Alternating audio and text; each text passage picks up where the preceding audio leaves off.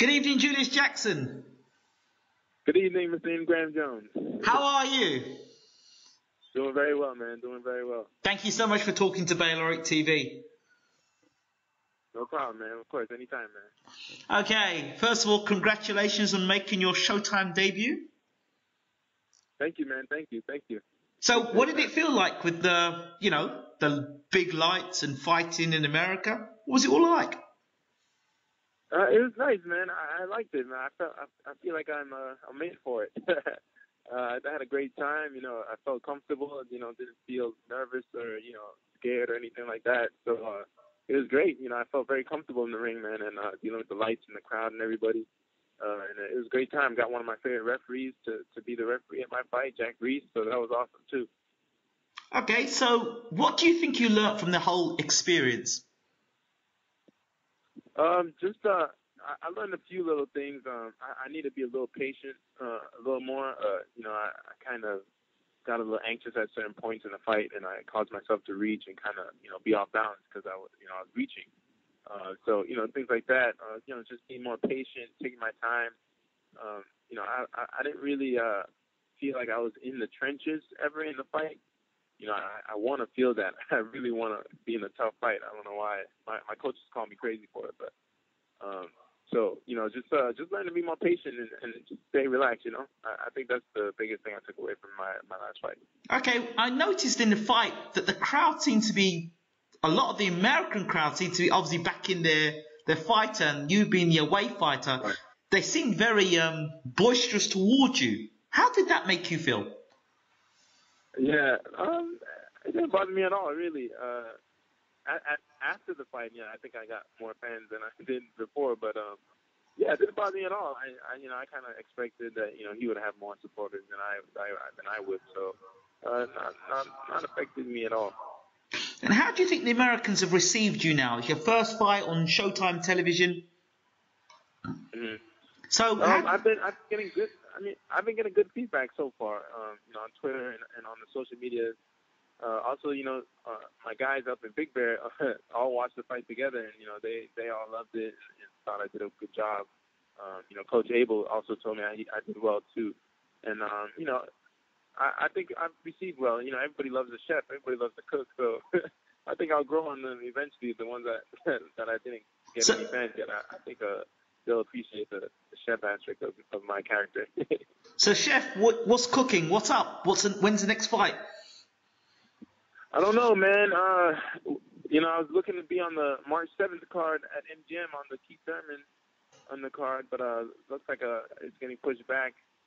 So hopefully next week I'll know. My promoter told me next week we should know what Al Heyman decided to put me, what card he decided to put me on. You think you could get on the undercard of maybe Mayweather Pacquiao? And that's what I'm hoping for, man. That's what I'm hoping for. So we'll see. Obviously, now you've been sparring with GGG. You're almost like his best mate for sparring. Yes. What's he been like for this particular fight with Martin Murray for sparring? Yeah, man. Camp has been intense, as always, really. Training is always intense with Genna. He trains hard every day. And, we've been really just focused on working, really. He expects, this fight to be pretty tough. It's his best fighter with the best credentials, so he's expecting to go into a tough fight. So, we've been sparring really hard, really tough. And, he's expecting for it to be a good fight. He's not underestimating Murray at all. What has he done? You're in there, you're sparring with him. Have you seen any changes in his movement or his speed or his power coming into this particular fight? Oh, definitely, man. He's definitely learning to change up his speed. He doesn't keep his punches at one speed.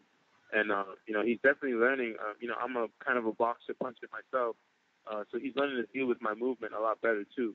He's putting himself in positions where even if I lean to get away from a shot, he's still close enough that he can still fire a shot. So little things that he's adjusting, very small little things, but things that help him, that are going to work for him. So I know we spoke before you went and you made your Showtime debut, and you spoke about Martin Murray, and you didn't feel the fight would go past 4 or 5 rounds. Are you of the same belief, or have you seen more of Martin Murray? Yeah, I still feel the same way. I think Gena is just gonna be able to put himself in spots where he's just gonna hurt him. I think a TKO could come in 5 or 6, between 5 and 6. I think I'm expecting a TKO or a knockout. What do you think Martin Murray brings to the ring that could possibly give him a chance?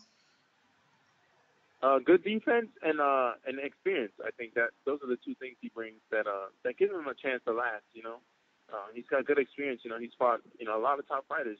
Questionably, he's still undefeated. People say his 2 fights that he has record loss.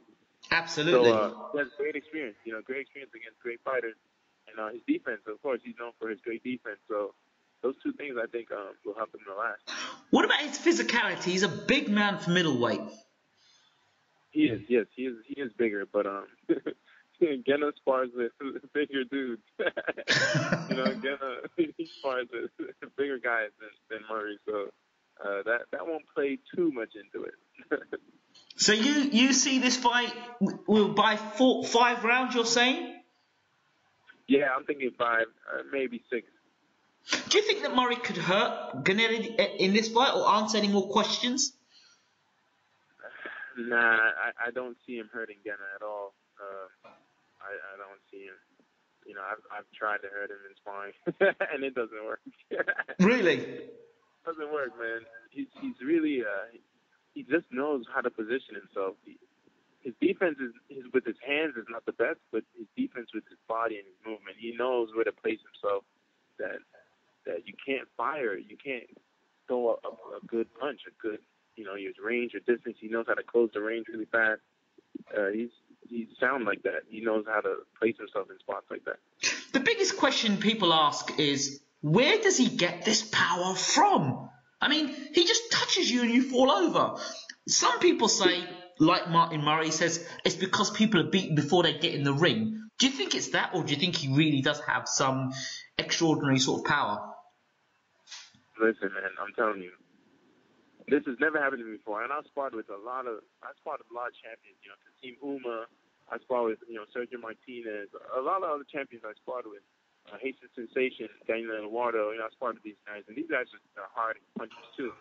But I sparred with Gena, and my headgear, I have the Everlast headgear, which covers my nose. Also, it has the guard that goes across the face, and it kind of has a metal piece in there. And after I spar with him, I get a soreness around the same area where the metal piece is. That has never happened to me before. That only happens when I spar with Gena. So it's tremendous, his power. It just, I don't know where he gets it from. I think it's just natural. He just comes the way he is. It's real. It's real.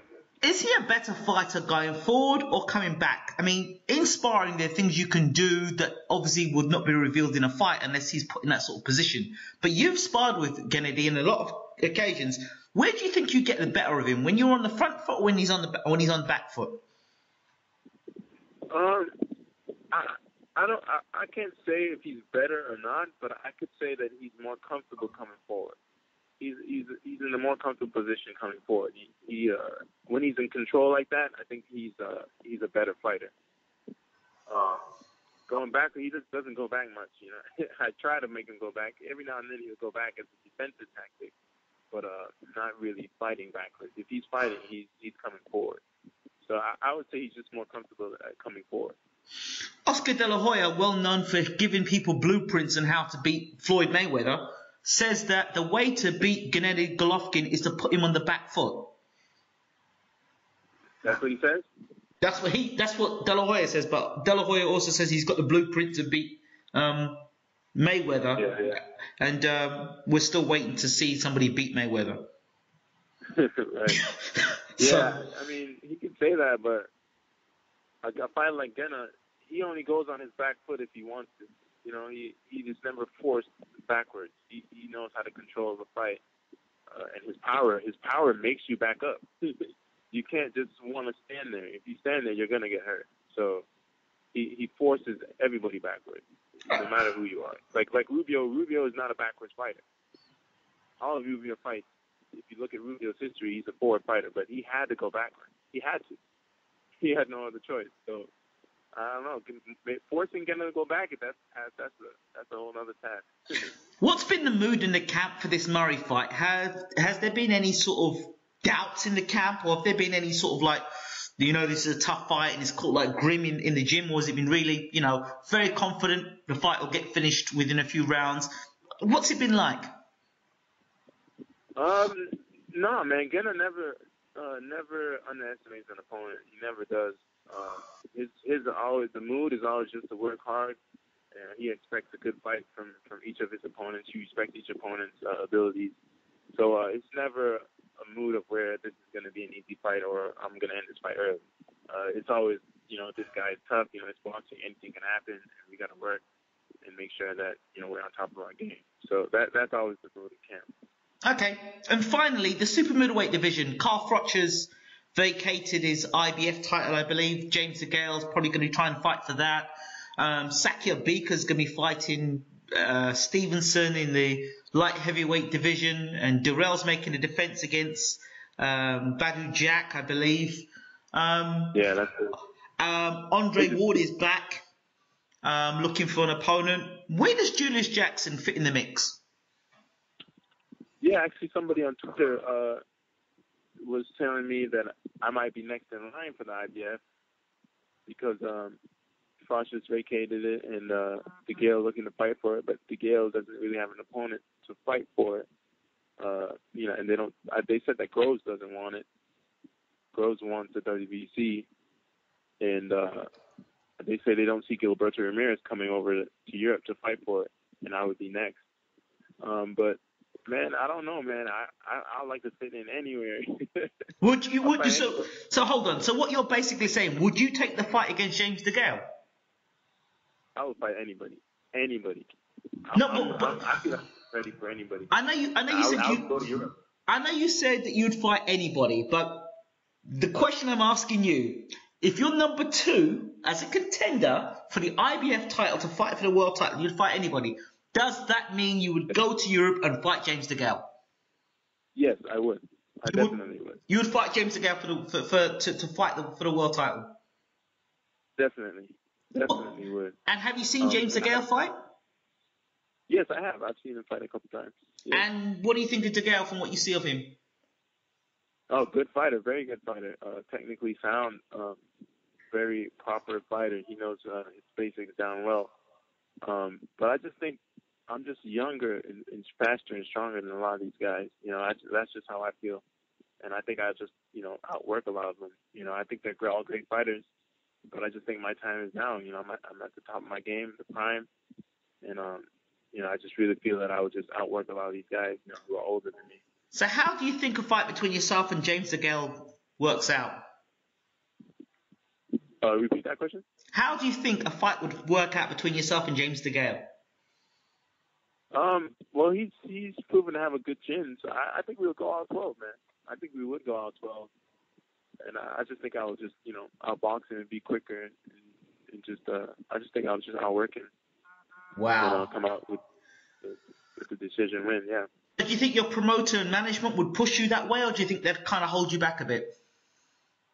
I don't know, man. Al Heyman has got my, he's got the ball in his hand, so he, I guess he knows what he has planned for me, and I'm just kind of waiting, man, and I'm just gonna keep fighting whoever they put in front of me. I'm just gonna fight and beat them, and keep going for the top. So that's just the way I feel about it. Finally, Julius, do you have a message for your fans? Oh man, yeah, I just want to say thank you, man. I've been getting a lot more, hits on Twitter and Facebook and Instagram. Just people, saying that they love the way I fight and they support me, and they really appreciate me being humble and open with them, and I always will be. So I just want to say thank you to all my fans, who've been following me and looking on, and just continue to keep it looking, man. We're about to try and take over this this middleweight division. So just keep looking, man. And I'm happy to be here, and I'm glad to talk to anybody at any time. So much love to the fans. Julius Jackson, the chef Thank you for talking to Bayloric TV. No problem, brother. Anytime. Take care. All the best. Take care, bro.